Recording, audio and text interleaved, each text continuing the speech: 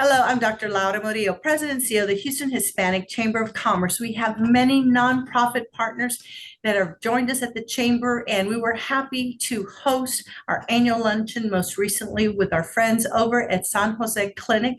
Today, none other than Dr. Margo Melchor, who is the President and CEO. Welcome. Thank you, Dr. Murillo. It's great to be here with you today. We're so proud of you leading up this such a very important entity in our city, providing services that are much needed in our community, and of course, with a long history. So tell us about San Jose Clinic, please. Sure.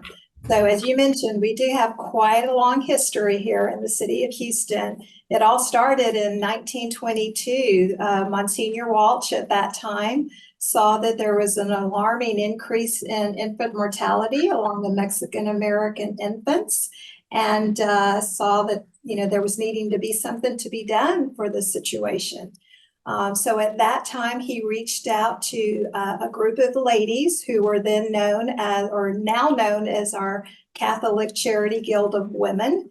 There were 59 of them, and they each donated $1. And with that, they were able to open a clinic over in our second ward area, which I know you know that very well, growing up in that area. And it was over on Franklin Street.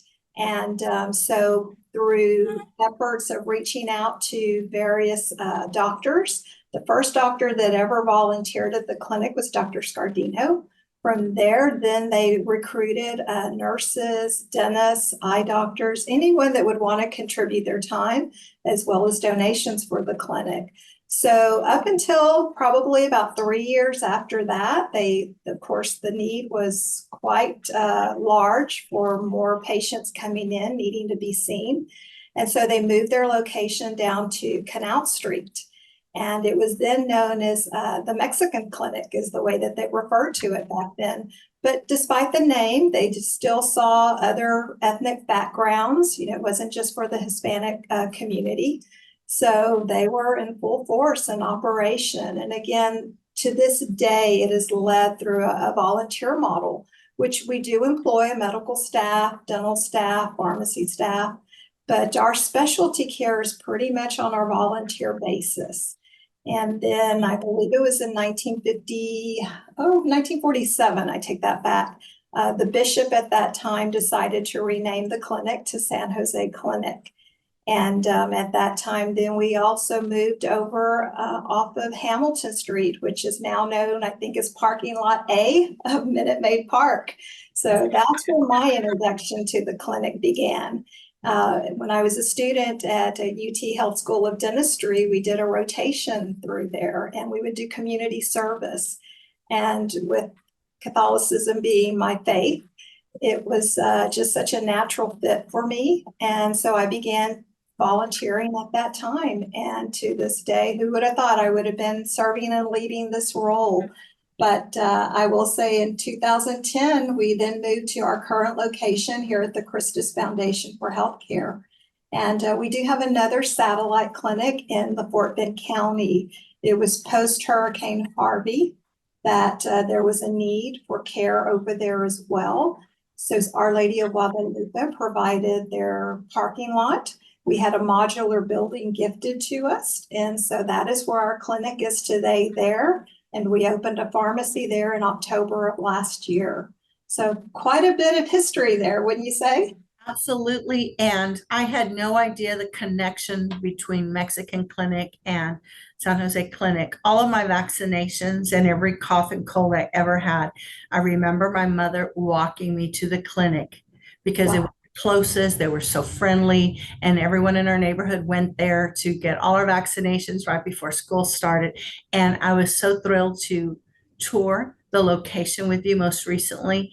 And what a first class building, clinic for the people that you are serving, friendly, inviting, the volunteers with smiles on their faces. And I had no idea the scope of services, everything from physical therapy to therapy, eye doctors, as you mentioned. And two things that struck me: welcoming environment, the smiles on the faces of those you all were serving, and the scope of services that you all offered. And so talk to me now, Dr. Melchor, a little bit more about the community that you're serving and what are the opportunities for people who may want to volunteer?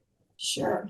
So I would say predominantly our patients are a Hispanic population, and it's about a 66% of women. As you know, being a mom, sometimes you put yourself on the back burner for to care for your families and your children, and especially for the population that we here serve is the uninsured population, and for those that are up to the 250 poverty level. And so when these women come into our clinic, unfortunately, they may suffer from several medical conditions, sort of intertwining. It's a vicious circle. But we're able to help them through our disease state management programs that we have here. So predominantly in the Hispanic community, diabetes, high cholesterol are common. And so with this disease state management program, we can help support them, can help guide them so that they can hopefully get off of the medication or at least decrease the amount or the dosages. And but I will say we are getting ready to employ a new chief medical officer in June. And it has a focus on wanting to get this to be more family centered. And so we look forward to increasing that as well to serving those because as I stated, we are for the uninsured. We're not a federally qualified health clinic, so we don't get state or government support. It's purely grants and donors. And of course, as you mentioned, through volunteers. So we are always looking for volunteers that have a day or a half a day, maybe once a week or once every couple of weeks that can come and volunteer on a pretty consistent basis. We just honored Dr. Mary Neal. She's a gynecologist. She came from Texas Women's, and she has been volunteering since 2009. So we have such incredible volunteers and staff members. I think I pointed out to you when you were here, we have 2 staff members that have been here, one 40 years and one 43 years. Amazing. And as you mentioned, funding critical and being Catholic based, as you mentioned, there are things that are available to you, such as grants, philanthropists, individuals, and again, volunteers. And so if you're watching and you want more information, please visit their website. Dr. Margo, thank you so much for joining us. Have a great day.